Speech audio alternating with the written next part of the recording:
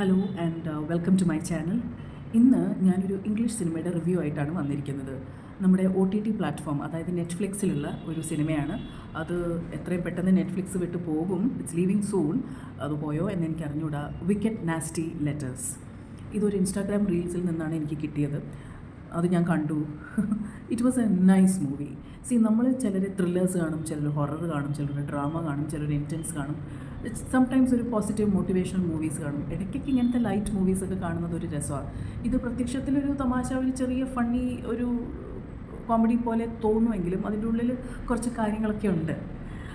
അതായത് wicket nasty letters തുടങ്ങുന്നത്, അതായത് ഒരു ലേഡിക്ക് വളരെ മോശം അശ്ലീലപരമായ ഒരു ലെറ്റർ കിട്ടുന്നു. ആരയച്ചതെന്ന് അറിഞ്ഞുകൂടാ.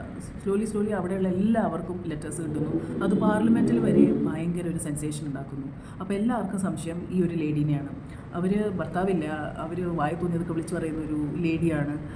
പിന്നെ ആരെയും കൂസലില്ല, ഭയങ്കര കുടിയാണ്. അപ്പോൾ എല്ലാവർക്കും ഇവരെയാണ് സംശയം. അങ്ങനെ ഇവരെ അറസ്റ്റ് ചെയ്ത് ട്രയലിലോട്ട് കൊണ്ടുപോകണം. പക്ഷേ വേറൊരു ലേഡീസ് പോലീസ് ഓഫീസറുണ്ട്, അവർക്ക് തോന്നുന്നു അത് ഇവരല്ല ചെയ്തത്, ഇതിൻ്റെ പിന്നിൽ വേറെ എന്തോ ഉണ്ടെന്ന്. So it's A simple thread, simple story. പക്ഷേ അതിൽ ആക്ടിങ്സ് കൊള്ളാം, പിന്നെ ഡയലോഗ്സ് അടിപൊളിയാണ്.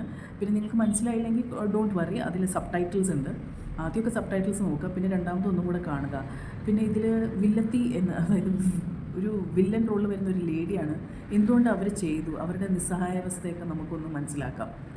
ഒരു ഫ്രീഡവും കൊടുക്കാതെ അവരെ ഒരിടത്ത് തന്നെ തളച്ചിട്ടപ്പോൾ അവർ ചെയ്ത ഒരു കാര്യം, ഇത് അറ്റൻഷൻ കിട്ടാനാണോ എന്താണോ എന്നറിഞ്ഞൂടാ. ആരെയും ഉപദ്രവിക്കരുത്, പക്ഷെ അവരുടെ ഉള്ളിലുള്ള ഫ്രസ്ട്രേഷൻ വിടാൻ വേണ്ടി അവർ ചെയ്ത കാര്യം അവസാനം ഒരു വലിയ കോളിളക്കം ഉണ്ടാക്കി.